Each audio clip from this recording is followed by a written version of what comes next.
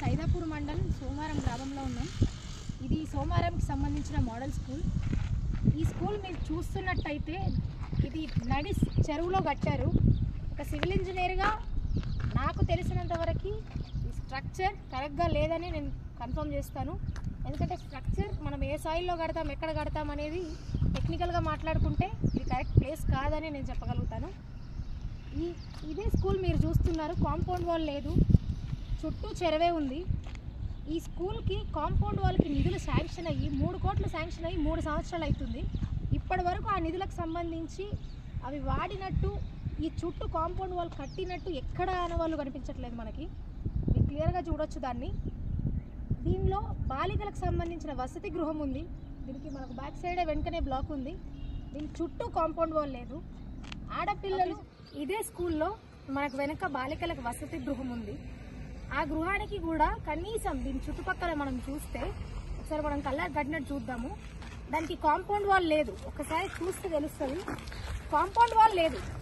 ఇప్పుడు బాలికలు ఈ వసతి గృహాల్లో ఉండాలి అంటే వాళ్ళకి మినిమం సెక్యూరిటీ, సీసీ కెమెరాలు లేవు, దీనికి సంబంధించిన గ్రిల్స్ లేవు, కనీసం ఉండాల్సిన కాంపౌండ్ వాళ్ళు కూడా లేనప్పుడు ఎంతమంది అర్ధరాత్రి పట్టపగలు ఎవరు లేనప్పుడు లోపలికి వచ్చి ఏం చేసినా కనీసం అడిగే దిక్కే లేదు. ఇక్కడ బాలికల వసతి గృహం ఉన్న పరిస్థితుల్లో అన్ని సెక్యూరిటీలు ఉన్న దగ్గర కూడా ఎన్ని ఘోరాలు మనం చూస్తున్నాం. మన రాష్ట్రంలో ఎన్ని హాస్టల్లో ఎన్ని జరుగుతున్నాయి మీరు ఒకసారి కళ్ళ కట్టినట్టు చూడొచ్చు. డైరెక్ట్ మనకి ఇక్కడ కాంపౌండ్ వాల్ లేకుండా ఒక దారి ఉంది, అక్కడ దాకా వెళ్ళడానికి. అది వసతి గృహం మీకు కనిపించేది. మీరు పక్కనే చూడొచ్చు, ఇది మొత్తం చెరువే. ఈ చెరువు కనీసం వాటర్ ఉండి ఎవరు రారు అనుకోవడానికి కూడా లేదు, కంప్లీట్గా ఆరిపోయి ఉంది. దాని పక్కనే రోడ్డు, అక్కడ నుంచి ఎవరైనా నడుచుకుంటూ డైరెక్ట్ గృహం లోపలికి ఎంటర్ అయ్యే అవకాశం ఉంది. మన రాష్ట్రంలో మనం చూస్తున్నాం ఒకరోజు ఎన్ని అత్యాచారాలు జరుగుతున్నాయి, హాస్టల్ లోపల ఉండి కూడా ఎంతవరకు ఎన్ని ఘోరాలు జరుగుతున్నాయి అనేది. ఇప్పుడు ఇలా ఉన్న పరిస్థితుల్లో అమ్మాయిలకు సేఫ్టీ లేని దగ్గర కొంచెం కూడా పట్టించుకోకుండా ఇక్కడున్న అధికారులు అవ్వచ్చు, ప్రభుత్వ అధికారులు, ఇక్కడ ఎవరైతే రెస్పాన్సిబుల్గా ఉండాలో వాళ్ళు ఉండకుండా ఇలా వదిలేయడం వల్ల ఎంతమందికి నష్టం జరుగుతుందో ఒక్కసారి మీరు ఆలోచించండి. ఒక్క బాలికలకి విద్యార్థులకి అని కాదు, ఇక్కడ వాళ్ళకి సంబంధించిన ఎన్ని కుటుంబాలు ఏదైనా జరిగితే వాళ్ళకి సంబంధించిన ఎన్ని కుటుంబాలు బాధపడతాయి, ఎంతమంది అసలు భయపడతారు. స్కూళ్ళని పంపడానికి కూడా సెక్యూరిటీ లేదు అని చెప్పేసి ఎంతో మంది ఆడపిల్లలు పంపడానికి కూడా భయపడతారు ఇలాంటి స్కూల్స్కి. మీరు చూడొచ్చు, దీని చుట్టుపక్కల చూస్తే ఒక్క దగ్గర కూడా మీకు ఈ స్కూల్కి సంబంధించి గ్రౌండే కనిపించట్లేదు. మనకి ఫిజికల్ యాక్టివిటీ ఎంత ఇంపార్టెంట్ అనేది, దానివల్ల మనకు పిల్లలు ఎంత ఆరోగ్యంగా ఉంటారనేది మనందరికీ తెలుసు. దానికి సంబంధించి ఒక గ్రౌండ్ లేకపోతే, పిల్లలకి ఫిజికల్ యాక్టివిటీ లేకపోతే వాళ్ళకి ఎంత నష్టం జరుగుతుంది. ఒక్కసారి మీరు చుట్టూ చూస్తే అసలు గ్రౌండే లేదు. దీని పరిసరాల్లో చుట్టూ చెరువే, 4 దిక్కులు చెరువే, మధ్యలో మాత్రమే స్కూల్ ఉంది. దీనికి సంబంధించిన గ్రౌండ్ ఉంది అనేది మాకు తెలిసిన విషయం. ఆ గ్రౌండ్ స్థలం ఏదైతే దీనికి ఇవ్వడం జరిగిందో దానిలో శ్మశాన వాటిక కట్టారు మన వాళ్ళు. ఇది ఎంతవరకు మనం కరెక్ట్ అని చెప్పి దీన్ని వాళ్ళు ఒప్పుకొని కట్టేదాకా ఎవరు మాట్లాడకుండా, చుట్టూ వెళ్లే అధికారులైనా ఎవరైనా ఎందుకు మాట్లాడకుండా వదిలేశారు. అది కట్టడము జరిగింది, దాన్ని ఇప్పుడు వాడడం కూడా జరుగుతుంది. అది ఎంతవరకు కరెక్ట్ మనం ఎందుకు ఇప్పటి వరకు ప్రశ్నిస్తలేము. రోడ్డుకి చాలా దగ్గరలో ఉంది, ఎంతమంది చూసుకుంటూ వెళ్తున్నారు. ఒక్కరు ఎందుకు దీన్ని ప్రశ్నించడానికి ముందుకు రావట్లేదు. ఇప్పుడు దీనివల్ల నష్టపోయే కుటుంబాలు ఎన్నో.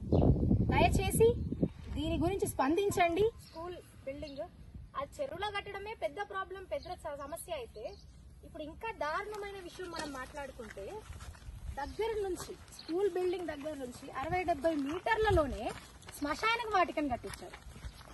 ఇప్పుడు అక్కడున్న పిల్లలు, హాస్టల్లో ఉన్న వాళ్ళు ఇక్కడ ఇంత దగ్గరలో శ్మశాన వాటిక ఉంటే వాళ్ళు ఎంత కాన్సన్ట్రేషన్గా వాళ్ళు చదువుకోగలుగుతారు, వాళ్ళకి ఎంత మెంటల్ డిస్టర్బెన్స్ ఉంటుంది. అండ్ ఇంత దగ్గరలో కట్టి వాళ్ళ గ్రౌండ్ని కంప్లీట్గా దీనికి అటాచ్ చేస్తే వాళ్ళు ఆడుకోవడానికైనా దేనికైనా ఎన్ని ఇబ్బందులు పడతారు. ఒకసారి మీరే చూడొచ్చు శ్మశాన వాటిక ఎంత దగ్గరలో ఉంది అని చెప్పేసి. ఇక్కడ క్లియర్గా మనకు విజువల్స్ కూడా కనిపిస్తున్నాయి, చూడండి. ఇంత పెద్ద సమస్య గురించి మనం మాట్లాడుకోకపోతే, ఒక ఆడపిల్లగా నాకు తెలుసు హాస్టల్లో ఉన్నప్పుడు ఎంత దారుణమైన పరిస్థితులు ఉంటాయి అని చెప్పి, సెక్యూరిటీ లేకపోతే పిల్లలు ఎట్లా భయపడతారని తెలుసు. ఎందుకంటే నేను చిన్నప్పటి నుంచి హాస్టల్లో పెరిగిన దాన్ని, 5th క్లాస్ నుంచి నా 12th క్లాస్ వరకు. ఒక్కసారి ఆలోచించండి ఎంత దగ్గరలో ఉంది మన పరిస్థితి ఏంటో. చూస్తున్నారు కదా, ఈ ఆవరణ చూస్తేనే మీకు అర్థం కావాలి పిల్లలు ఎలాంటి వాతావరణంలో ఇక్కడ స్కూల్లో ఉండి వాళ్ళని ఇబ్బందులు పడుతున్నారు అనేది. ఒకసారి ఇప్పటికైనా మీరు ఆలోచించి ఇక్కడ ఉన్న ఇట్లాంటి ఎన్నో సమస్యలు ఎన్నో ప్లేస్లో ఉన్నాయి, అధికారులు స్పందించి చేస్తే ఇది చాలా తొందరగా సాల్వ్ అయ్యే సమస్యలు. నిధులు రిలీజ్ అయినాక కూడా ఇలాంటి సమస్యల మీద మనం ఆ వచ్చిన నిధులనైనా మనం పెట్టలేని పరిస్థితిలో ఉన్నాం. అట్లాంటి ఏరియాస్ ఉన్నాయి.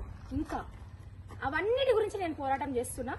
దయచేసి ఒక్కసారి ఆలోచించండి. అందుకే చెప్తున్నా, చదువుకున్న వాళ్ళు వస్తేనే వాళ్ళకి సమస్యలు అర్థం అవుతాయి. చదువుకున్న వాళ్ళకి వాళ్ళ కష్టాల నుంచి వస్తారు కాబట్టి, ఇలాంటి ఎన్నో కష్టాలు చూసి వస్తారు కాబట్టి వాళ్ళకి సమస్యలు అర్థం అవుతాయి. అది ఏం జరిగింది, ఒక సివిల్ ఇంజనీర్ని కాబట్టి ఇక్కడ బిల్డింగ్ పరిస్థితి ఏంటిదని చూడగానే నేను చెప్పగలిగాను. నాలెడ్జ్ ఉంది కాబట్టి, చదువుకున్నాను కాబట్టి చెప్పగలిగాను. అందుకే చదువుకున్న వాళ్ళని, ఇప్పుడు ఉన్న యువతరాన్ని ముందుకు వచ్చేలాగా మీరు అందరు కలిసి ప్రోత్సహించండి. ఇలాంటి సమస్యల మీద కలిసి కొట్లాడండి.